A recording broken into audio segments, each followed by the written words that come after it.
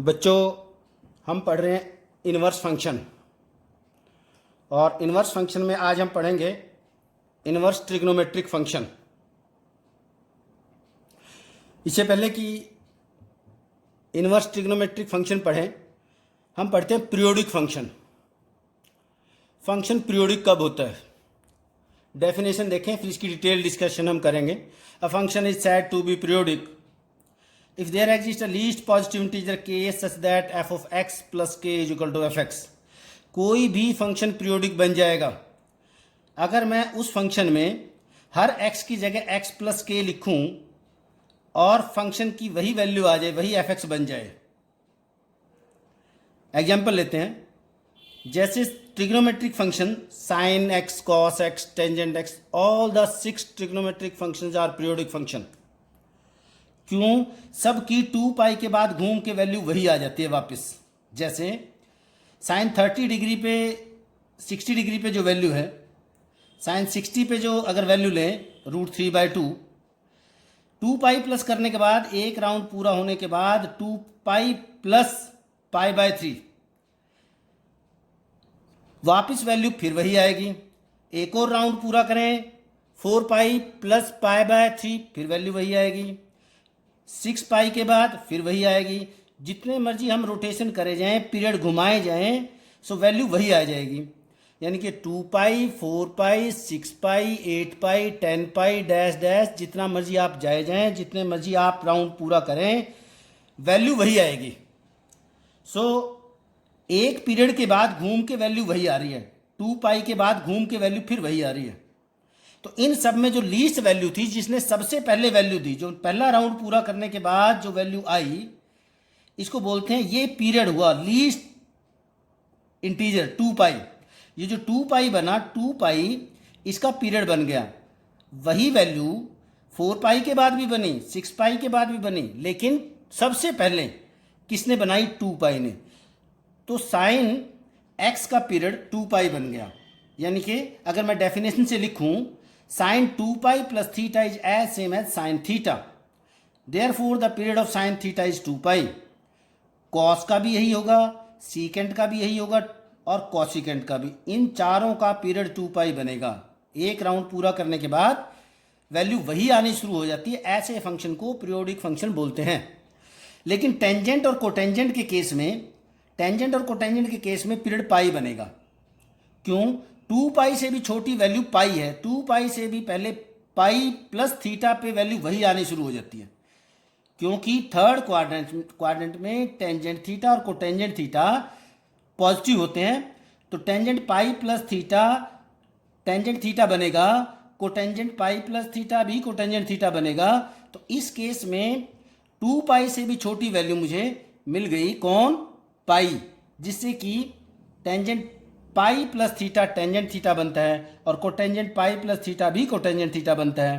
So therefore the period of tangent and cotangent is pi and that of remaining T ratio trigonometric function is 2 पाई। सो अब फिर definition को एक बार ध्यान से देखें। 6 ट्रिग्नोमेट्रिक फंक्शन बच्चों जो हम पढ़ते हैं, उनमें टेंजेंट और कोटेंजेंट का पीरियड तो पाई है। क्योंकि मैं यहाँ से यहाँ चलता हूँ, यहाँ थर्ड क्वाड्रेंट में आके टेंजेंट पॉजिटिव ही होता है, सो उसका पीरियड बन गया पाई, टेंजेंट और कोटेंजेंट का। बाकी सब राउंड पूरा करने के बाद 2 पाई के बाद ही पीरियड बनेगा। बाकी 4 ट्रिग्नोमेट्रिक फंक्शन का पीरियड 2 पाई है। अब एक डेफिनेशन को एक बार और अगर आप देखें, कोई भी फंक्शन पीरियोडिक बन जाएगा if there exist a least positive integer. अगर मेरे पास कोई ऐसा पॉजिटिव इंटीजर है जिससे कि मैं आगे बढ़ूं और बढ़ने के बाद उस फंक्शन की वैल्यू वही आनी शुरू हो जाए, ऐसे फंक्शन को पीरियोडिक फंक्शन बोलते हैं। अगर मैं बच्चों आपको ग्राफ से भी समझाऊं, थोड़ा सा ग्राफ से भी इसको देख लो आप। जैसे साइन एक्स है, साइन एक्स का ग्राफ ये बनता है ऐसे, ये देखो ऐसे वेव कर्व की तरह बनाए जाओ आप, बिना टेबल के आप बना सकते हो। यहाँ देखो साइन 0 है, साइन 0 पे 0 है, यहाँ साइन पाई है, पाई पे भी 0 है। फिर यहाँ कौन है? 2 पाई है, यहाँ फिर 0 है, यहाँ 3 पाई पे फिर 0 है। बार बार वैल्यू वही आ रही है। और देखें जैसे यहाँ पे है, ये π/2 है, साइन थीटा की वैल्यू 1 बन रही है, दोबारा भी 1 बन रही है। कब बन रही है? यहाँ पे बन रही है 3π/2 पे, 3π/2 पे भी वैल्यू 1 बन रही है। सो देयरफॉर वही वैल्यू बार बार आती है। ऐसे फंक्शन को पीरियोडिक फंक्शन बोलते हैं जब हम कोई वैल्यू रखें कुछ पर्टिकुलर पीरियड के बाद, कुछ पर्टिकुलर टाइम के बाद उस फंक्शन की वैल्यू वही आनी शुरू हो जाए, ऐसे फंक्शन को पीरियोडिक फंक्शन बोलते हैं। अगर मैं एक एग्जांपल लूं, जैसे टाइम पीरियड है, टाइम देखते हैं, अभी 10 बजे हैं, दिन के 10 बजे हैं, दोबारा दिन के 10 कब बजेंगे, कितने घंटों बाद ऐसा होगा, ठीक 24 घंटों बाद दिन के 10 बजेंगे। फिर कब होगा, फिर 48 घंटों के बाद दोबारा 10 बजेंगे, फिर 72 घंटों के बाद। ऐसे हम 24 के मल्टीपल लेते जाएं, लेकिन 24, 48, 72 इन सब में सबसे छोटा इंटीजर कौन था, लीस्ट पॉजिटिव इंटीजर सबसे पहले कौन आया, सबसे छोटा कौन था, 24 आवर्स। यानी कि 24 आवर्स टाइम का पीरियड बन गया, क्योंकि ऐसी सिचुएशन 24 आवर्स के बाद बार बार बनती है। ऐसे फंक्शन को पीरियोडिक फंक्शन बोलते हैं। 6 के 6 ट्रिग्नोमेट्रिक फंक्शन पीरियोडिक है। अब इसकी बात करने का क्या वजह थी, अब ध्यान से समझना। अगर कोई भी फंक्शन पीरियोडिक होता है वो कभी भी 1 1 नहीं बन सकता। If a function is periodic it can never be 1 1। आपके सामने एग्जांपल है, साइन, मैंने फंक्शन बनाया, यहाँ पे 0 वैल्यू रखी, एफ ऑफ 0 रखा, एफ ऑफ 0 किसमें, फंक्शन कौन है, साइन एक्स, 0 रखा तो कौन आ गया, 0। मैंने एफ ऑफ पाई रखा, पाई रखने से भी कौन वैल्यू आ गई, 0। एफ ऑफ 2 पाई रखा, फिर वैल्यू कौन आ गई, 0। यानी कि सब वैल्यू रखने से फंक्शन की वैल्यू कौन आ रही है, 0। क्यों आ रही है, बार बार वैल्यू क्यों आ रही है, क्योंकि फंक्शन पीरियोडिक है।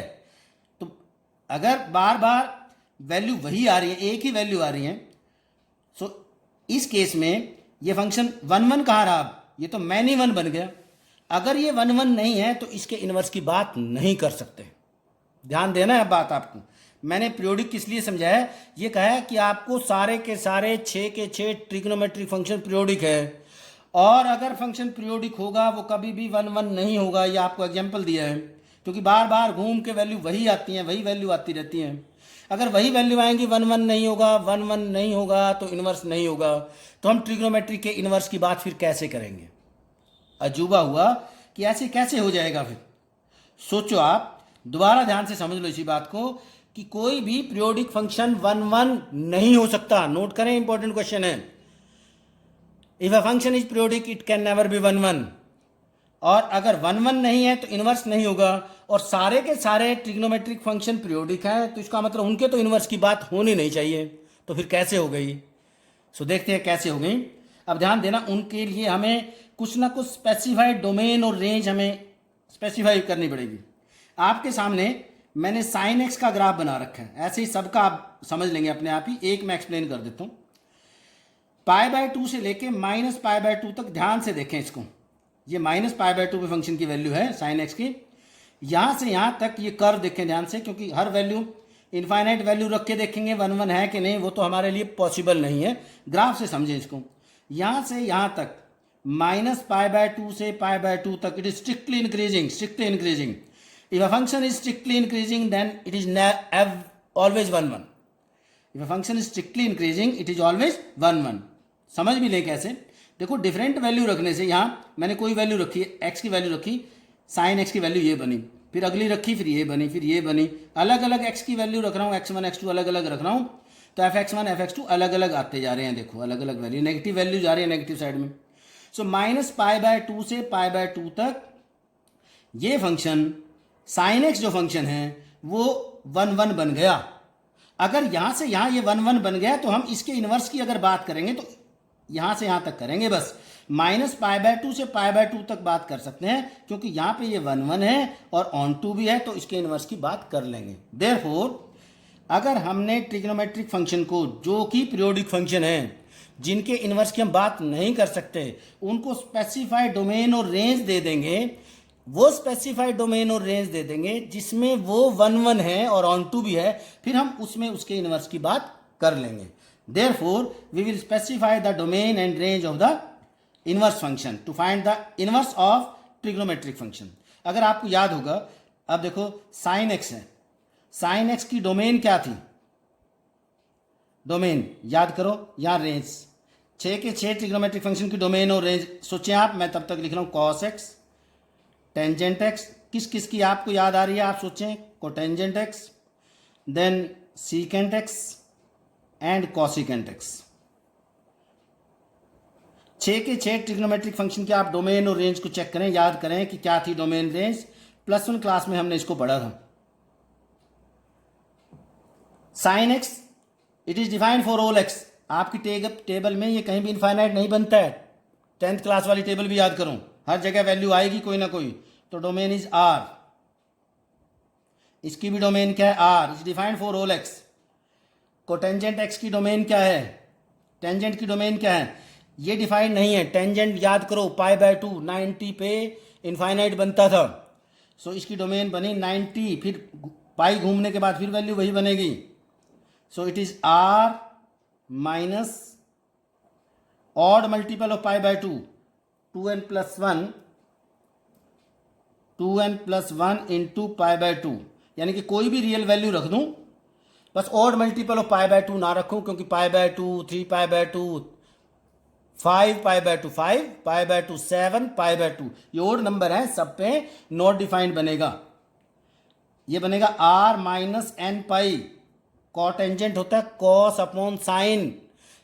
जहां जहां साइन डिनोमिनेटर 0 बनेगा वहां वहां कोटेंजेंट डिफाइंड नहीं होगा। तो n पाई 1 पाई 2 पाई 3 पाई 0 पाई यानी कि 0 -1 पाई -2 पाई, इन सब पे साइन x 0 बनता है और कोटेंजेंट कॉस अपॉन साइन होता है, इसलिए ये डिफाइंड नहीं है। तो इसकी डोमेन हो गई। सीकेंट एक्स 1/cos होता है, जहां जहां cos डिफाइंड नहीं है टेंजेंट की तरह सेम साइन अपॉन कॉस होता है। इसके भी डिनोमिनेटर में कॉस है, इसके भी डिनोमिनेटर में कॉस है, तो सेम बन गई r minus 2n+1 into π/2। Cosecant होता है 1 अपॉन साइन, तो कोटेंजेंट जैसी बनेगी, क्योंकि कोटेंजेंट के डिनोमिनेटर में भी साइन था। ये सबकी डोमेन हुई।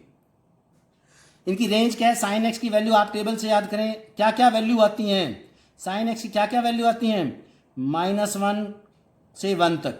आपको मालूम है sine x always lies between -1 and 1। Cos x की वैल्यू जितना बड़ा मर्जी एंगल आप रखें, it always lies between -1 and 1। Tangent x की वैल्यू तो कोई भी आ जाती है, इनफाइनाइट भी होता है ये तो 90 में। कोटेंजेंट एक्स की वैल्यू भी कोई भी हो जाती है। इसकी रेंज क्या बन गई, आर, मतलब कोई भी real number, any real number. Secant x और कॉसिकेंट एक्स की वैल्यू क्या होती है, ये साइन और कॉस के रेसिप्रोकल हैं, तो जो साइन और कॉस की वैल्यू आती है उनको छोड़ के कोई भी वैल्यू आ जाती है। तो मैं क्या लिखूं, आर माइनस कोई भी रियल वैल्यू, लेकिन -1 और 1 के बीच में नहीं आएगी, ओपन इंटरवल है। और इसकी भी सेम है, क्या, आर माइनस -1 और 1। मैंने यहाँ क्लोज इंटरवल क्यों नहीं लगाया, आप समझते हो, क्योंकि 1 वैल्यू हो सकती है। सीकेंट की वैल्यू 1 कब हो जाएगी, जब cos 1 बनता होगा, तो वहां सीकेंट भी 1 बन जाएगा। ये थी डोमेन और रेंज। अब मैं क्या करूंगा, इसके इनवर्स की बात, ये तो पीरियोडिक फंक्शन है, साइन तो पीरियोडिक फंक्शन है, तो 1 1 नहीं है, तो इनवर्स की बात नहीं करेंगे। जब मैं इनवर्स की बात करता हूं, हमने इनवर्स फंक्शन में पढ़ा है कि किसी भी फंक्शन का अगर मुझे इनवर्स निकालना है, सपोज करें कोई फंक्शन था f, ये सेट A था जो डोमेन था, ये सेट B था जो को डोमेन था। सो जब मैंने f इनवर्स बनाना है, अगर मुझे बच्चों f इनवर्स बनाना है, तो क्या होगा f इनवर्स में, जो इसकी f की डोमेन थी वो क्या बन जाएगा, कोडोमेन, और जो f की कोडोमेन थी वो f इनवर्स की क्या बन जाएगी, डोमेन। सो इनवर्स है ना फंक्शन, तो डोमेन और कोडोमेन आपस में रिप्लेस हो जाएंगी। सो अब हम जाएं, मैंने पर्टिकुलर स्पेसिफाई कर दिया है। अब यहाँ जब मैं इनके इनवर्स की बात करता हूँ, तो मुझे पर्टिकुलर इंटरवल ये लेना पड़ा कि यहाँ से यहाँ तक ये स्ट्रिक्टली इंक्रीजिंग है, और ये 1 1 हो गया, ऑन टू ये पहले से ही था, तो 1 1 ऑन टू हो गया। सो हम इसके इनवर्स की बात कर पाएंगे। सो जब बात डोमेन और रेंज की आई, अब इनवर्स फंक्शन के केस में जो ये रेंज थी, जो ट्रिग्नोमेट्रिक फंक्शन की बच्चों रेंज थी, वो क्या बनेंगी, अब इनवर्स फंक्शन की वो क्या बन जाएंगी, डोमेन। तो ये सारी की सारी वापस मैंने यहां लिखी हैं, तो ये सारी की सारी यहां डोमेन बन गई। और जो डोमेन थी ट्रिग्नोमेट्रिक फंक्शन की, जो डोमेन थी, उन्होंने क्या बनना था, रेंज। लेकिन साइन एक्स की क्या है, आर, कोई भी रियल वैल्यू, -इनफाइनाइट से लेके इनफाइनाइट तक कोई वैल्यू हम यहां रख सकते हैं। इनवर्स फंक्शन के केस में क्या कहना है, कोई भी वैल्यू आ सकती है रेंज में, लेकिन आर में तो ये पीरियोडिक है। लेकिन देयरफॉर इस रियल लाइन में से हम पर्टिकुलर इंटरवल एक सब इंटरवल बना लिया -π/2 से लेके π/2, क्योंकि इस इंटरवल में ये 1 1 है। अगर मैं इससे आगे यहाँ बढ़ूंगा, यहाँ अगर मैं चला भी गया, मान लो यहाँ वैल्यू पे चला भी गया, आप देखो ध्यान दें बच्चों, यहाँ चला भी गया, ये वैल्यू तो यहाँ थी, ये तो रिपीटेड वैल्यू हो गई, इसलिए यहाँ से आगे नहीं जा रहा हूँ और यहाँ से पीछे नहीं जा रहा हूँ। सो इस आर का मैंने सब इंटरवल बनाया, तो साइन इनवर्स की रेंज क्या बनी, -π/2 से लेके π/2 तक, क्योंकि इस इंटरवल में ये फंक्शन कैसा है, 1 1 और ऑन 2 है, इसलिए इस आर के सब इंटरवल यहाँ पे लिए। Same is the case for cos. Cos का ग्राफ आपको मालूम है, मैं थोड़ा सा यहाँ बना देता हूँ कॉस का ग्राफ, अब आपको समझ आ जाएगा यही क्यों लिया। कॉस का ग्राफ देखो, कॉस 0 पे बच्चों 1 होता है, सो कॉस का ग्राफ यूं आएगा, कॉस का ग्राफ ऐसे ऐसे जाएगा ऐसे, ठीक है। तो इसको यहाँ से लेके ये 0 पे है, यहाँ कॉस कौन है, π/2 है, यहाँ कौन है कॉस, ये कौन कॉस बना, पाई, कॉस पाई पे वैल्यू क्या बनी, -1। यहाँ से यहाँ तक स्ट्रिक्टली डिक्रीजिंग है, कोई भी स्ट्रिक्टली इंक्रीजिंग और स्ट्रिक्टली डिक्रीजिंग जो फंक्शन होता है वो 1 1 ऑन 2 होता है। इसलिए कॉस के आर में से जब कॉस इनवर्स की रेंज की बात हुई तो सब इंटरवल यहाँ से यहाँ तक लिया मैंने। अब आप कहोगे सर यहाँ से यहाँ ले लिया आपने, π/2 से ये आगे आप 3π/2 क्यों नहीं लिया, ले लूँगे। अगर मुझे इनवर्स की बात करनी है, मैंने प्रिंसिपल डोमेन बोलते हैं हम इसको बोलते हैं प्रिंसिपल डोमेन। यहाँ प्रिंसिपल डोमेन में साइन एक्स की प्रिंसिपल डोमेन में, साइन एक्स की प्रिंसिपल डोमेन में ये 1 1 है, प्रिंसिपल में मेन डोमेन जो ओरिजिन के पास होती है। मैं यहाँ से यहाँ भी इनवर्स निकाल सकता हूँ, यहाँ से यहाँ भी इनवर्स निकाल सकता हूँ, यहाँ से यहाँ भी निकाल सकते हैं। तो हमने कौन सा लिया, जो ओरिजिन के पास का पार्ट है। ऐसे ही यहाँ भी ओरिजिन के पास का पार्ट ले लिया, जहाँ वो स्ट्रिक्टली इंक्रीजिंग है, चाहे मैं जहाँ से जहाँ तक मर्जी ले लें उस फंक्शन की, वहाँ डोमेन और को डोमेन को स्पेसिफाई करें ताकि वो 1 1 बन जाए और हम उसके इनवर्स की बात करें। सो इसका क्या बना, कॉस के केस में क्या बन गया, 0 से पाई। सो आर का जो रियल लाइन का सब इंटरवल क्लोज इंटरवल 0 to पाई बन गया। इन सब की डोमेन वही लिखी है मैंने, यहाँ से जो रेंज थी जो +1 क्लास में आपने पढ़ा है, रेंज मैंने ये नहीं लिखी है क्योंकि यहाँ ये पीरियोडिक है, ये 1 1 नहीं बनेगा। मैंने इनके सब इंटरवल बनाए और सब इंटरवल ओरिजिन के पास जहाँ जहाँ वो स्ट्रिक्टली इंक्रीजिंग या स्ट्रिक्टली डिक्रीजिंग हो ताकि 1 1 बन जाए। इसलिए बच्चों इसकी रेंज जो बनी वो -π/2 से लेके π/2 बनी साइन की, कॉस की बन गई 0 to पाई। अब 2 आप याद रखें, बाकी 6 की 6 आपको अपने आप याद हो जाएंगी। रीजन यही है जो मैंने यहाँ आपको एक्सप्लेन कर दिया है। कैसे, कौन कौन एक जैसे हैं, साइन, टेंजेंट और साइन का रेसिप्रोकल, कोसिकेंट इनवर्स, इन तीनों की रेंज ऑलमोस्ट सिमिलर है। कैसे, टेंजेंट में जाओ, सिर्फ बाउंड्री हटा दो, ओपन इंटरवल कर दो आप इनको, यानी कि ये पॉइंट इंक्लूड नहीं है। क्यों नहीं इंक्लूड है, क्योंकि टेंजेंट बच्चों π/2 पे इनफाइनाइट था, डिफाइंड ही नहीं था।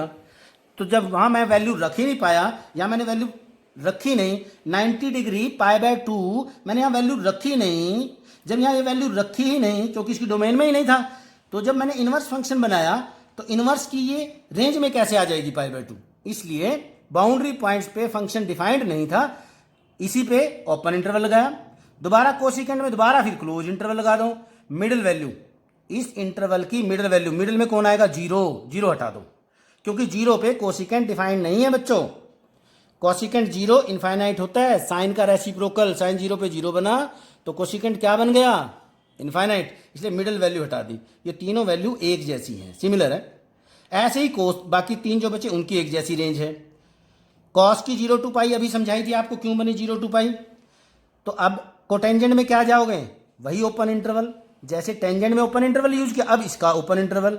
सेम सीकेंड में क्या जाओगे, दोबारा क्लोज लगा दो और मिडिल वैल्यू हटा दो π/2, क्योंकि ये भी वहां π/2 पे सीकेंड डिफाइंड नहीं है, कॉस डिफाइंड नहीं था तो सीकेंड भी डिफाइंड नहीं है।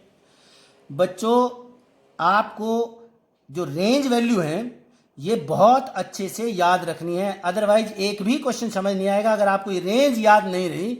हमेशा ही याद रखनी है, चाहे आप क्वेश्चन भी ना निकाल रहे हो, ये इतनी इंपॉर्टेंट है कि इसके बिना क्वेश्चन निकलेगा ही नहीं। हम एग्जाम्पल लेंगे कि कैसे गलत हो जाएगा, आपके सामने ही है, फंक्शन पीरियोडिक बनेगा, इनवर्स निकलेगा ही नहीं, आप गलत इनवर्स निकालोगे। चाहे आपको डोमेन ना याद रहे फिर भी चल जाएगा, पर रेंज मस्ट है आपके लिए याद रखना। और पहली 2 को याद रख लोगे तो लॉजिक से बाकी 4 भी याद हो जाएंगी। एक minus pi by two pi by two, एक 0 टू पाई है। दोबारा ओपन इंटरवल ले लो, दोबारा क्लोज, फिर दोबारा क्लोज लेके मिडल वैल्यू को हटा दो।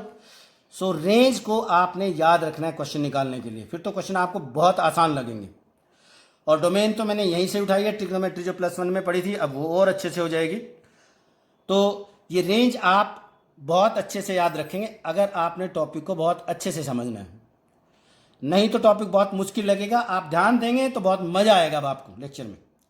हम इनवर्स, साइन इनवर्स एक्स, ये साइन की पावर -1 नहीं है, एक तो बच्चे ये गलती करते हैं, ये साइन इनवर्स एक्स है। इसका मतलब आप बच्चों ये भी नहीं समझना कि साइन इनवर्स एक्स को आप 1/sin x लिख दें, ये नहीं है।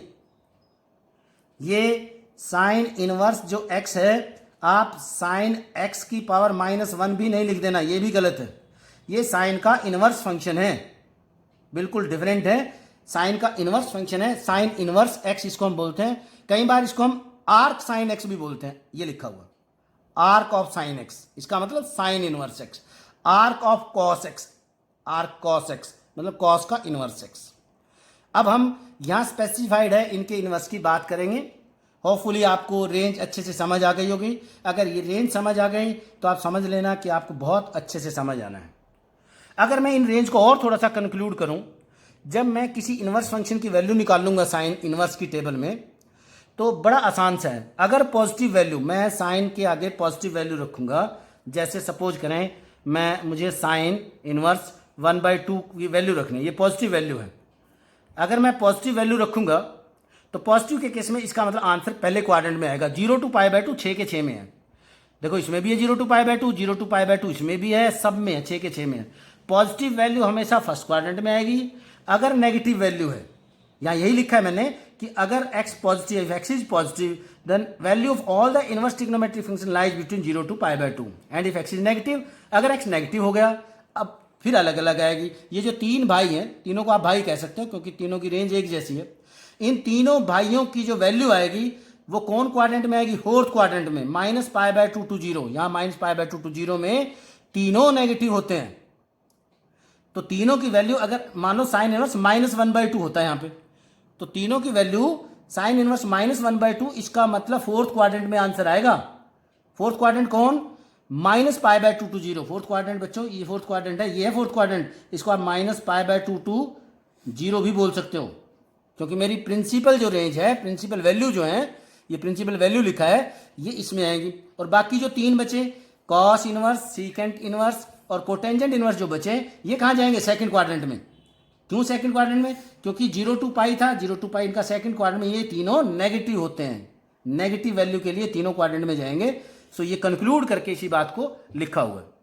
आगे चलते हैं, इनवर्स फंक्शन को आगे बढ़ाएंगे, कुछ रिजल्ट डिस्कस करेंगे, मेन रिजल्ट जो यहां है, फिर हम आगे चलेंगे। देखना आगे क्या है। हम और अगर ग्राफिकली मैं थोड़ा सा और डिटेल में आपको समझाऊं, हमने कंपोजिशन पढ़ा था, कंपोजिट फंक्शन। क्या? GOF, if GOF is equal to x is equal to FOG, then F inverse is equal to G। अगर GOF FOG आइडेंटिटी फंक्शन आ जाए, x बन जाए, तो F का इनवर्स कौन है? G, और G का इनवर्स कौन है? F। सेम ऐसे ही यहां आप ध्यान दें, साइन आपका G फंक्शन की तरह बिहेव कर रहा है, F आपका साइन इनवर्स x है। अब इनवर्स हमने पढ़ लिया, कहां कहां डिफाइंड है। GOF कौन आएगा? आंसर कौन आएगा? x। साइन को साइन इनवर्स से कंपोजिशन अगर आप लगाएंगे, रूल नंबर 1 है, x आएगा। 6 के 6 आप खुद ही लिखेंगे, यानी कि कॉस इनवर्स x क्या आएगा? x। टेंजेंट इनवर्स x क्या आएगा? x।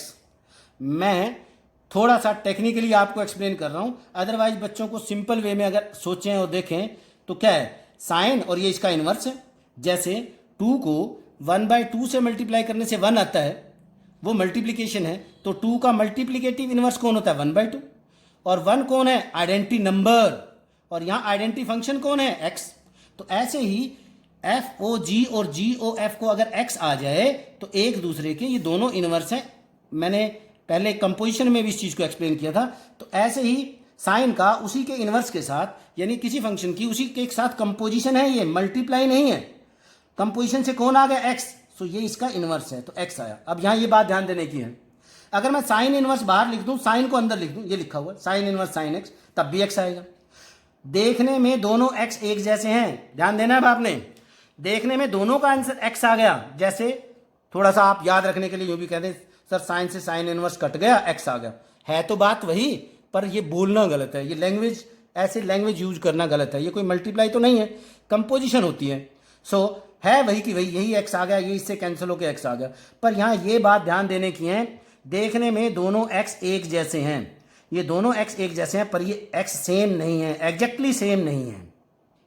क्यों सेम नहीं है? आप इस फंक्शन की डोमेन और रेंज देखेंगे क्या है। कोई फंक्शन सेम कब होता है? उसकी डोमेन रेंज चेक करेंगे। बच्चों इसकी डोमेन वो है जो इसकी डोमेन है। कंपोजिशन में आपको सिखाया था कि जी ओ एफ की डोमेन वो है जो एफ की डोमेन है, और जी ओ एफ की रेंज वो है जो जी की रेंज है। सो इस एक्स की, देखने में ये एक्स है पर ये अलग अलग आंसर है। इस एक्स की डोमेन जो इन दोनों को कंपोजिशन सॉल्व करके आया, इसकी डोमेन कौन है? जो साइन इनवर्स की डोमेन है।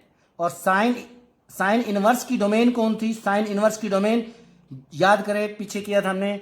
साइन इनवर्स की डोमेन दिखाई दूं मैं आपको, साइन इनवर्स की डोमेन कौन थी? यहां आ जाए, चलिए वापस। साइन इनवर्स की डोमेन कौन थी? -1 to 1। सो इसकी डोमेन वो है जो इसकी डोमेन है, देयरफॉर एक्स बिलोंग्स टू इसकी डोमेन लिखी है। और यहां देखिए, यहां एक्स कौन है? देखने में ये भी एक्स है, पर इस एक्स की डोमेन कौन है? जो साइन एक्स की डोमेन, जो पहले फंक्शन ऑपरेट हुआ। डोमेन और रेंज में हम पहले क्या पढ़ते हैं? डोमेन, बाद में क्या पढ़ते हैं? रेंज। तो पहले फंक्शन ऑपरेट हुआ उसी की डोमेन, इसकी डोमेन एक्स।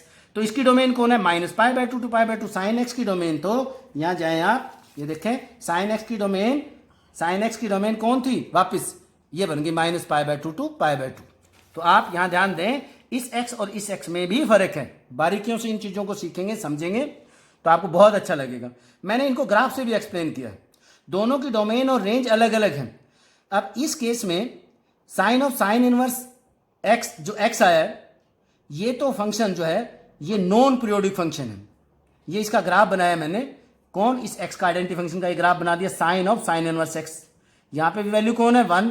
ये 1 वैल्यू है, ये -1 वैल्यू है, ये 1 वैल्यू एक्स की, ये एक्स की -1 वैल्यू। तो यही ग्राफ आएगा, रिपीट नहीं होगा। क्यों? क्योंकि यहां से यहां तक है बस। और कौन है? एक्स। कर्व नहीं बनेगी, आइडेंटिटी फंक्शन है, ये बन गया इसका ग्राफ। और जबकि साइन इनवर्स साइन एक्स का जब ग्राफ लेंगे, इसकी डोमेन कौन है? एक्स। तो ये घूम के इसकी वैल्यू ये आएंगी, ये वापस, ये पीरियोडिक फंक्शन है। साइन इनवर्स साइन एक्स तो पीरियोडिक है, जबकि sine of sine inverse x, जो आइडेंटिटी फंक्शन एक्स आया, this is non periodic and this is periodic. They are different but answer is same. मेरे पास सपोज करें ऐसा आएगा क्वेश्चन, कॉस इनवर्स कॉस π/3 ऐसे लिखा आएगा बच्चों। उस केस में मैं आंसर को लिख लूंगा π/3। मेरे पास फिर आएगा cos of cos inverse cos π/3 की वैल्यू कितनी होती है? कॉस 60 कितना होता है? बोलो, कॉस 60 बनेगा 1/2। इनवर्स में ये लिखेगा, तो इसको भी आप सॉल्व करेंगे तो आंसर आ जाएगा आपका 1/2। यानी कि ये दोनों देखने में अलग अलग हैं। यहां देखने में आपको लग रहा है कि एक्स। अभी हम क्वेश्चन भी सॉल्व करेंगे। यहां मैंने आपको ये सिखाया है कि अगर आप ग्राफ बनाना चाहें, ये साइन एक्स का ग्राफ है, ब्लू पेन से जो बनाया वेव कर्व, ये साइन एक्स लिखा है मैंने, साइन एक्स का ग्राफ है। और अगर मुझे इसके इनवर्स का ग्राफ बनाना हो तो कैसे बनाते हैं? यहाँ एक ऑब्जेक्टिव क्वेश्चन IIT में आया था कि किसी भी इनवर्स फंक्शन का ग्राफ किस लाइन का मिरर इमेज होता है? वो y = x, y = x का मिरर इमेज होता है। बच्चों इसको अगर मिरर की तरह बिहेव करूं, किसी भी इनवर्स फंक्शन का ग्राफ ड्रा करना है, जैसे मेरे पास साइन फंक्शन है, मुझे इसके इनवर्स का ग्राफ बनाना है, तो उसके इनवर्स का ग्राफ इसका मिरर इमेज लेना। मिरर इमेज का मतलब हुआ जितना इस पॉइंट से इधर इस कर्व है, साइन कर्व है, उतना ही दूर ये कर्व है। जितना इससे, जितना परपेंडिकुलर डिस्टेंस पे, जितना दूर इधर कर्व है उतना ही दूर उधर कर्व आएगी। इसको बोलते हैं सिमेट्री। y = x के अबाउट सिमेट्री होती है। तो ये कर्व ऐसे बन गई, वेव कर्व ये भी। ये ब्लैक से पेन से मैंने ऐसे बनाई है, ये साइन इनवर्स एक्स का ग्राफ है, ये साइन एक्स का ग्राफ है। दोनों को ज्वाइंटली देखोगे तो त्रिशूल सा नजर आ रहा है आपको, ये ऐसे ऐसे दिखेगा जैसे इधर भी बन रहा है। बट ये साइन एक्स का सिंपल ग्राफ है जो आपने पढ़ा था, उसके इनवर्स का ग्राफ ऑब्जेक्टिव में यही आया था कि किसी भी फंक्शन के इनवर्स फंक्शन का ग्राफ बनाना हो, क्योंकि मुझे एफ फंक्शन का ग्राफ मालूम है, उसके इनवर्स का नहीं मालूम कैसे बनाना है। तो आप y इक्वल टू एक्स का मिरर इमेज होता है, ये अपने आप में एक इंपॉर्टेंट ऑब्जेक्टिव क्वेश्चन। सो मैंने साइन एक्स के साथ कंपेयर करके यहाँ साइन एक्स का ग्राफ बनाया, यहाँ ये दोनों ग्राफ बना के आपको ये डिफ्रेंशिएट किया कि देखने में दोनों एक्स हैं, पर यहाँ ये एक्स एक जैसा नहीं होता है, अलग अलग आंसर होंगे। आप ध्यान देंगे इस बात की तरफ। रूल नंबर 3, रिजल्ट नंबर 3 पे जाएं। रिजल्ट 3, अगर आपके पास ये देखिए ऐसे हैं कि साइन इनवर्स 1/x वो कॉसिकेंट इनवर्स x के इक्वल होगा, ठीक है, ये इनकी डोमेन स्पेसिफाइड इंटरवल है। सेम ऐसे ही cos inverse 1/x secant inverse 1x होगा। आपस में जो रेसिप्रोकल होते थे, एंगल का रेसिप्रोकल हो गया, एंगल का रेसिप्रोकल हो गया। अगर आप कहेंगे सर कोसिकेंट इनवर्स 1/x क्या बनेगा, कोसिकेंट इनवर्स 1/x कैसे याद करोगे? कोसिकेंट का रेसिप्रोकल कौन था ट्रिग्नोमेट्रिक फंक्शन में, सिंपल ट्रिग्नोमेट्री में इसका रेसिप्रोकल कौन था, साइन। तो इसका रेसिप्रोकल कर दो, एंगल का रेसिप्रोकल कर दो, साइन एक्स। अगर आप पूछेंगे सर फिर कोसिकेंट इनवर्स x किसके इक्वल है, मैं कहूंगा sorry sine inverse, sign inverse 1/x angle का रेसिप्रोकल हो जाएगा। आइए अगर प्रूव करना चाहें तो कोई भी रिजल्ट मुझे प्रूव करना है तो हम कैसे प्रूव करते हैं, चलिए इसी को प्रूव करें। फर्स्ट रिजल्ट को प्रूव करता हूं, मैं प्रूव करता हूं कि क्या कि साइन, लेट फर्स्ट रिजल्ट को प्रूव कर रहा हूं, sine inverse 1/x is equal to suppose करें थीटा। प्रूव करें कि कैसे रेसिप्रोकल हो गया। तो 1/x क्या बन गया बच्चों, टेकिंग साइन बोथ साइड, दोनों तरफ साइन लिया, साइन ऑफ साइन इनवर्स से ये कैंसिल हो गया, तो यहां से क्या बन गया sine theta, taking sine both side. So अब इसका रेसिप्रोकल कर लें, therefore x is equal to क्या बन गया कॉसिकेंट थीटा, क्योंकि मैंने रेसिप्रोकल की बात करी, इसका रेसिप्रोकल किया तो इसका भी रेसिप्रोकल कर दिया, 1/sin क्या बन गया कॉसिकेंट थीटा। अब थीटा की वापस वैल्यू निकालो, cosecant taking cosecant inverse both side, therefore cosecant inverse x, cosecant taking cosecant inverse इधर भी ले लिया इधर भी ले लिया, यहाँ कॉसिकेंट इनवर्स कैंसिल हो गया, तो क्या बन गया थीटा। लेकिन थीटा कौन था, वापस थीटा की वैल्यू रखो जो आपका क्वेश्चन था, साइन इनवर्स 1/x। ये इंपॉर्टेंट प्रूफ बन गया। कोई भी रिजल्ट मुझे प्रूव करना है इनवर्स फंक्शन का, या कोई भी क्वेश्चन निकालना है, अभी हम क्वेश्चन भी निकालेंगे, मैं उसको थीटा के इक्वल लूंगा या एक्स और वाई के इक्वल लूंगा। क्या आप सोल्यूशन लेंगे, आप उसको इनवर्स फंक्शन को गायब कर दो, पहले तो इनवर्स को हटाओ, सिंपल ट्रिग्नोमेट्री बनाओ, फिर ट्रिग्नोमेट्री का फार्मूला यूज करें, रिजल्ट को यूज करें। ऐसा करने से वापस वैल्यू वापस इनवर्स फंक्शन में ले जाएं और आपका रिजल्ट आ जाएगा। कोई भी आंसर आपने निकालना है ऐसा प्रूव हो जाएगा। तो 6 के 6 कैसे याद रखने हैं, साइन को बदला जाएगा कोसिकेंट में, कॉस किसका रेसिप्रोकल होता था सीकेंट का, तो उनका एंगल रेसिप्रोकल हो जाएगा। टेंजेंट का 1/x क्या बनेगा कॉट इनवर्स 1/x। अगर आपको कॉट इनवर्स 1/x लिखना है तो बोलो क्या बनेगा, कॉट किसका रेसिप्रोकल था टेंजेंट का, तो क्या बनेगा टेंजेंट इनवर्स इसका एंगल का रेसिप्रोकल करें x एंड सो ऑन। इस तरीके से आप करेंगे। यहां भी मैंने ये जो रिजल्ट 1 लिखा है simply first trigonometric inverse function का लिखा है। 6 के आप खुद लिखेंगे, मैंने ए पार्ट बना दिया इसको, ABCD cos inverse x, tangent inverse x, सब x के इक्वल लिखने आप खुद लिखेंगे। सेम ऐसे ही 6 के 6 आप खुद लिखेंगे, ये ए पार्ट था फर्स्ट मैंने लिख दिया, बाकी रिमेनिंग 6 आप लिखेंगे, सब में लिखना है आपने tangent inverse tangent x is equal to x and so on. एक के ग्राफ को मैंने आपको सब्जेक्ट को एक्सप्लेन करने के लिए, कॉन्सेप्ट को अच्छे से सिखाने के लिए चीजें दी हैं। हो सकता है आपको किसी बुक में ना मिले ऐसा सा, ध्यान देंगे। आगे चलते हैं, बहुत आसान है, ऐसे याद रखना कि ये इससे जस्ट याद रखने के लिए अगर मैं बात करूं थोड़ा सा रफ वे में मैं रिजल्ट को एक्सप्लेन करूं।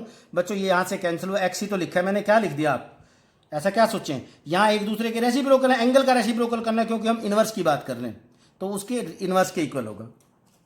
एक दो रिजल्ट और हम लेंगे अभी, फिर क्वेश्चन निकाल लेंगे। आइए कुछ क्वेश्चन प्रैक्टिस करें कि किस तरीके के क्वेश्चन हम इनसे रिलेटेड लेंगे। आज हमने 3 रिजल्ट डिस्कस किए हैं, अगले रिजल्ट फिर हम और क्वेश्चंस के बाद डिस्कस करेंगे। पहले थोड़े से एलिमेंट्री क्वेश्चन को डिस्कस करें कि बच्चों को क्वेश्चन कैसे निकालने पड़ेंगे, रेंज कैसे हेल्प करेगी, कैसे रेंज याद रखेंगे। जब हम क्वेश्चन करेंगे तो सब बातें आपको याद आ जाएंगी। आइए क्वेश्चन लेते हैं, सपोज करें एक फर्स्ट क्वेश्चन ले लें, मुझे इवेल्युएट साइन इनवर्स √3/2। क्वेश्चन को निकालते, बहुत आसान है, सॉल्व दिस। इवेल्युएट करना है। तो आप कैसे इवेल्युएट करेंगे, मैं दो मेथड एक्सप्लेन करूंगा, जौन सा मेथड आपको अच्छा लगे आप वही मेथड अडॉप्ट कर लेना। फर्स्ट मेथड तो सबसे सुंदर सॉल्यूशन तो ये है, जैसे मैंने कहा था किसी भी इनवर्स फंक्शन को कोई भी सॉल्यूशन आपने लेना है उसको एक्स के या थीटा के इक्वल कह दें। अगर यहाँ थीटा लिखा है तो आप एक्स कह दें, एक्स लिखा है तो थीटा कह दें, कुछ और लिखा है तो जो मर्जी कह दें। दूसरा स्टेप मैंने आपको सिखाया था, आप याद करें कि इनवर्स फंक्शन को सिंपल ट्रिग्नोमेट्री में कन्वर्ट करें, दुनिया का कोई भी सॉल्यूशन, कोई भी इनवर्स फंक्शन। तो सिंपल ट्रिग्नोमेट्री में कैसे कन्वर्ट करेंगे, टेकिंग साइन बोथ साइड। इसको कैसे गायब करेंगे, साइन लेने से। तो √3/2 is equal to sine x, ये बन गया बच्चों। अब क्या करोगे, √3 साइन की टेबल में, ये तो आपने 10th क्लास में सॉल्व किया है, 10th क्लास की तरह सॉल्व कर दो। √3/2 कितने की वैल्यू होती है साइन की टेबल में, 60 की। 60 को रेडियन में क्या लिखते हो, क्योंकि हमारी रेंज रेडियन में थी, याद करो, π/3। तो sine X is equal to sine π/3, therefore X is equal to π/3, X π/3 आ गया, आपका सॉल्यूशन आ गया। मेथड 1, फर्स्ट मेथड तो ये था, फर्स्ट मेथड ये था। अगर मैं सेकंड मेथड की बात करूं, यूं भी हम कैलकुलेट करते हैं साइन इनवर्स जो √3/2 है, आप यहां इसकी वैल्यू ही रख दें, ट्रिग्नोमेट्री में देखें कि इसकी कोई वैल्यू होती है साइन की टेबल में, क्योंकि बाहर साइन इनवर्स है। अगर कॉस इनवर्स होगा तो कॉस की टेबल में देखें, टेंजेंट इनवर्स होगा तो टेंजेंट की टेबल में देखें, इसकी वैल्यू रख दें कि साइन π/3 होता है। अब साइन इनवर्स साइन एक्स है, ये आपने साइन इनवर्स इस कंपोजिशन को गायब करने के लिए यहां ये देखना है, जो मैं कह रहा था रेंज आपको याद रखनी है, ये देखना है कि क्या π/3 साइन इनवर्स की, साइन इनवर्स इसकी रेंज होगी। यहां FOG GOF में ये GOF है, ये F है, ये G है, डोमेन इसकी होती है, रेंज इसकी होती है। तो इसकी रेंज देखेंगे साइन इनवर्स की। साइन इनवर्स की रेंज याद करो, -π/2 से π/2 था। क्या π/3 -π/2 से π/2 के बीच में है, -π/2 से π/2 के बीच में ही आता है, इन बिटवीन आता है, यस। सो आंसर बन गया π/3। अब आप सोचोगे ऐसे कैसे पता चलेगा, कोई बीच में ना है तो। और क्वेश्चन ले लेते हैं, और क्वेश्चन लेंगे। अब नेक्स्ट क्वेश्चन लेते हैं हम, इवेल्युएट करते हैं। अब की बार लेते हैं इसी का ले लें एक बार, साइन इनवर्स -√3/2 लेते हैं कि कैसे वो बाहर चला जाएगा, उसको कैसे सॉल्व करेंगे आप। इसमें फिर आप कौन सा सॉल्यूशन लें, मैं सेकंड सॉल्यूशन ले रहा हूं, ये तो आप लिख ही देंगे, एक्स के इक्वल रख के वैल्यू लिख लेंगे। मैं सेकंड सॉल्यूशन से ले रहा हूं कि कैसे रेंज को बारीकियों से देखते हैं। साइन इनवर्स माइनस, मैं पहले √3/2 की वैल्यू रखूंगा, साइन, बच्चों ये क्या बन गया π/3, मैंने ऐसे लिख दिया, ऐसे लिखा। ये माइनस बीच में डिस्टर्ब कर रहा है कि कंपोजिशन लगने से, तो आप माइनस को मर्ज करें। अब मैं दो तरीके से माइनस को अंदर ले जाऊंगा। एक तरीका तो इसको साइन π-θ लिखूं, सेकंड क्वाड्रेंट में ले जाऊं बच्चों। एक तरीका ये था कि π- π/3 लिख दूं सेकंड क्वाड्रेंट में, लेकिन इसकी वैल्यू क्या बनेगी 2π/3, जो कि गलत हो जाएगी। क्यों, क्योंकि वो साइन इनवर्स की रेंज में नहीं है। तो मैं साइन फंक्शन को या तो सेकंड क्वाड्रेंट में लेके जाऊं, या कहाँ लेके जाऊंगा, फोर्थ में। और फोर्थ में ही लेके जाऊंगा क्योंकि साइन इनवर्स की जो रेंज है, टेंजेंट इनवर्स, साइन इनवर्स और कॉसिकेंट इनवर्स की रेंज ये है, फर्स्ट और फोर्थ में लेनी है। हमने बात भी की थी, पॉजिटिव फर्स्ट में आएगी और नेगेटिव कहाँ से आएगी, फोर्थ क्वाड्रेंट में, -π/2 से लेके 0 तक। तो फोर्थ क्वाड्रेंट में कैसे लेके जाऊंगा, इसको लिखूंगा sine inverse sine -π/3। Fourth quadrant में ये -θ होता है, -θ यहाँ पे, अगर ये थीटा है तो नीचे क्या बन गया -θ। तो साइन -θ माइनस साइन थीटा होता है, तो इसकी जगह मैंने ये लिख लिया है। आगे क्या बन गया -π/3, क्योंकि कंपोजिशन से ये गायब हो गया, ये x बना आंसर, सो ये आंसर आ गया। यूं भी कह सकते हो आप, अपने माइंड में याद रखने के लिए कह सकते हैं इससे गायब हो गया ये बच्चा, वो बट बोलने में गलत है, ऐसा बोलना नहीं है। सो -π/3 इसका आंसर आ गया। इस तरीके से हमने रेंज का ध्यान रखना। अगर हमें रेंज याद ही नहीं होगी, जो बच्चा यहाँ पे 2π/3 लिखेगा उसका आंसर गलत हो जाएगा, ऐसा नहीं लिखना है। एक और क्वेश्चन ले लेते हैं, फिर एक क्वेश्चन लेते हैं, इवेल्युएट करते हैं। आइए कहीं और चेंज करें, इस तरीके से लिख दे, टेंजेंट इनवर्स टेंजेंट 3π/4। मैंने थोड़ा सा क्वेश्चन को चेंज किया, अब की बार वैल्यू भी रख दी, वो ऐसे भी लिख सकते हैं। कैसे इवेल्युएट करेंगे, इसको इवेल्युएट करना आपने। अगर बच्चों ने, जिस बच्चे ने आंसर 3π/4 लिख दिया, उसका आंसर गलत हो जाएगा। फिर याद करें, अरे टेंजेंट इनवर्स की रेंज को याद करें, यही ओपन इंटरवल होता है, इसी का ओपन इंटरवल होता है। और ये 3π/4 तो π/2 से बड़ा एंगल है, सो ये इसकी रेंज में नहीं आएगा, इसलिए ये कंपोजिशन अप्लाई नहीं होगी। क्योंकि यहाँ ये 1 1 ऑन 2 नहीं है, नहीं कैंसिल कर पाएंगे। तो फिर क्या करें, वापस इस वैल्यू को फर्स्ट क्वाड्रेंट में या फोर्थ क्वाड्रेंट में लेके आए। तो क्या लिखोगे, टेंजेंट इनवर्स, टेंजेंट आप इसको लिखें pi minus pi by 4। Check करें क्या मैंने सही लिखा है। क्या pi minus pi by 4 3 pi by 4 होता है? यस। और tangent pi minus pi by 4 की वैल्यू क्या बनेगी? ये बन गया टेंजेंट इनवर्स, कौन सा क्वाड्रेंट है? सेकंड। ये बन गया बच्चों टेंजेंट माइनस का tangent pi by 4 minus tangent pi by 4। अब बीच में क्या आ गया, माइनस आ गया, फिर तंग कर रहा है। फिर आप टेंजेंट इनवर्स को कहां लेके जाएंगे? फोर्थ क्वाड्रेंट में। साइन टेंजेंट और कोसिकेंट ऐसे ही जाएंगे। कैसे जाएंगे? टेंजेंट माइनस पाई बाय 4 ये ऐसे जाएंगे, जबकि कॉस और सीकेंट वो सेकंड क्वाड्रेंट में जाएंगे। उनको आप क्या लिखते हैं? अगर मान लो यहाँ पे कॉस होता है, इसी क्वेश्चन पर लूँ, अगर बाई चांस यहाँ पे कॉस होता तो सेकंड क्वाड्रेंट में लेके जाते, यहाँ पे लिखते ये माइनस यहाँ नहीं जाता, 3 इनवर्स फंक्शन में तो यहाँ चला जाएगा, बाकी 3 में यहाँ पे लिख देंगे पाई माइनस पाई बाय 4। उसमें तो ये वैसे ही सही था। मान लो यही चेंज करता हूँ, चलो इसी क्वेश्चन को चेंज करते हैं। मेरे पास सपोज करें cos inverse cos 3 pi by 4 होता, कॉस इनवर्स कॉस, मैं तो इसके आंसर को डायरेक्ट लिख दूंगा 3 pi by 4, because it belongs to the close interval 0 to pi. क्योंकि ये जो वैल्यू है इसकी रेंज जो आएगी, ये जो रेंज वैल्यू है 0 से पाई के बीच में है, इसलिए इसको मुझे चेंज ही करने की जरूरत नहीं है। इस तरीके से इनवर्स फंक्शन की रेंज को हमने ध्यान से देखना है। रेंज याद होंगी तो आपको अच्छे से क्वेश्चन समझ आएंगे। अगर आपको रेंज नहीं याद है फिर आप नहीं कर पाएंगे। मैं एक और क्वेश्चन को लूँ, थोड़ा सा और अच्छा क्वेश्चन लेता हूँ। अब की बार बहुत अच्छा सा क्वेश्चन ले रहा हूँ, देखना। साइन इनवर्स, अब की बार लिखेंगे साइन इनवर्स साइन 10 लेते हैं। ये 10 क्या है? रेडियन। 10 क्या है बच्चों? रेडियन। अब 10 रेडियन है और मुझे साइन की जो रेंज है ये लिखी हुई है, माइनस पाई बाय 2 से पाई बाय 2 होती है। आप इसको 22/7 रख के देख लो। So therefore X belongs to for sine inverse, इसकी रेंज बनेगी, अगर मैं इसको पाई बाय 2 रखूँ और सॉल्व करें तो बच्चों ये बनेगा -11/7 two plus 11/7। Minus pi bye 2 को चेंज किया भाई, 10 से कंपेयर करना है कि क्या यहाँ 10 आंसर लिख सकता हूँ। मुझे इसकी रेंज देखनी पड़ेगी साइन इनवर्स की। साइन इनवर्स की रेंज ये तो 10 है, ये 11/7 तो बहुत छोटा है इससे, ये तो 11/7 से बहुत आगे चला गया। 11/7 तो अप्रोक्सीमेटली 1 पॉइंट समथिंग है, तो ये तो बहुत बड़ा एंगल है। तो उस केस में क्या करें जब इतना बड़ा बन जाए? इंपॉर्टेंट है ये, ऑब्जेक्टिव में भी इंपॉर्टेंट है और सब्जेक्टिव में भी आपके लिए इंपॉर्टेंट क्वेश्चन है। तो कैसे सॉल्व करें, थोड़ा सा इस तरीके से समझें। क्योंकि 10 बहुत बड़ा एंगल है, मैं 10 में से बच्चों पाई माइनस कर दूं। पाई मतलब अप्रोक्सीमेट 3.14, नहीं फिर भी नहीं बनेगा, फिर भी इसमें नहीं आएगा। फिर 10 माइनस 2 पाई करके देख लूँ, फिर 10 माइनस 3 पाई करके देख लूँ, 10 माइनस 4 पाई करके देख लूँ। जब आपको लगे कि हाँ इसकी रेंज में आ गया, वही हम सेलेक्ट कर लेंगे। ये वैल्यू इसकी रेंज में आ गई। 3 पाई का मतलब 3.14 इंटू 3 9.42 के आसपास हो गई है। तो 10 में से तो ये ऑलमोस्ट इसके बीच में आ गई, डेसिमल में आ गई। तो ये वैल्यू हमने सेलेक्ट कर ली। जैसा इसको, अब आप कहोगे जी पाई क्यों करा? भाई पाई क्यों करा बच्चों? पाई माइनस थीटा, साइन का साइन रह जाएगा, ताकि साइन इनवर्स, साइन से कंपोजिशन में इनवर्स फंक्शन इंप्लीमेंट हो, मैं इसकी रेंज वैल्यू को लिख लूँ, मैं इसके आंसर को लिख लूँ। साइन का अगर मैं pi by 2 3 pi bye 2 use करूँगा, कॉस नहीं बन जाएगा यहाँ पे।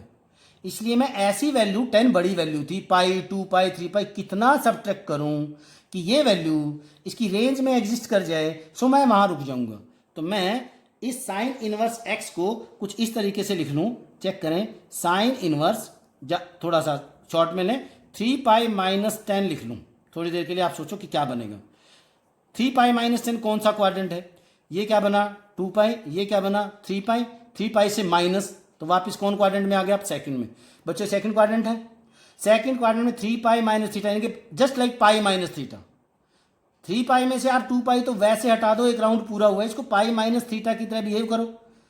सो पाई माइनस थीटा कितना होता है? Theta. So sine theta, so 3 pi sine 3 pi minus theta is equal to sine theta. इसका मतलब इसकी वैल्यू होती ही है। मुझे माइनस साइन का अगर फर्क आ भी जाता है, मैं माइनस लगा लेता यहाँ पे, पर यहाँ तो माइनस का कोई फर्क नहीं है, एग्जैक्टली चेंज मुझे मिल गया, मुझे माइनस साइन भी नहीं लगाना पड़ा। अब आपको दोनों बात समझ आई होंगी कि क्यों तो मैंने आपके आगे पाई 2 पाई 3 पाई कम किया था। इसकी रेंज वैल्यू को कम करने के लिए पाई ही क्यों यूज किया, ताकि साइन का कोस या टेंजेंट को कन्वर्ट ना हो जाए, साइन ही जिंदा रखना है क्योंकि बाहर इसी का इनवर्स फंक्शन था। सो अब ये वैल्यू इसकी रेंज वैल्यू में लाई करती है। सो देयरफॉर आंसर बन गया, therefore answer is 3 pi minus 10। Very important question. आप इसी तरह के कुछ और ऑब्जेक्टिव क्वेश्चन प्रैक्टिस कर सकते हैं। आप निकाल के देख लेना कुछ, मैं लिख देता हूं कोई क्वेश्चन, जैसे आप निकालना कॉस इनवर्स कॉस 10 निकाल लेना, ट्राई कर लेना। और क्वेश्चन लिख लेना, टेंजेंट में भी लिख देता हूं, आप प्रैक्टिस करेंगे। आप करना टेंजेंट इनवर्स टेंजेंट -6, टेंजेंट -6, ठीक है। इसको आप मैं अगले रिजल्ट एक्सप्लेन करूंगा अगले लेक्चर में। टेंजेंट माइनस थीटा से कैलकुलेट करें, tangent minus theta minus tangent theta बन जाएगा, यहाँ का माइनस यहाँ बाहर आ जाएगा, यहाँ भी बाहर आ जाएगा। इसका डिटेल प्रूफ हम अगले लेक्चर में करेंगे। यहाँ जो माइनस होगा वो यहाँ आ जाता है, यहाँ मैं नेक्स्ट लेक्चर में हम इसकी बात करेंगे। आज इतना ही रखेंगे। बहुत बेसिक आपको इनवर्स फंक्शन को बहुत एक्सप्लेन करके अच्छे से मैंने कोशिश की है। होपफुली आपको अच्छे से समझ भी आ गया होगा। तो बच्चे ध्यान देंगे, कंटिन्यू रखेंगे, अगले लेक्चर में बहुत कुछ होगा। Thank you.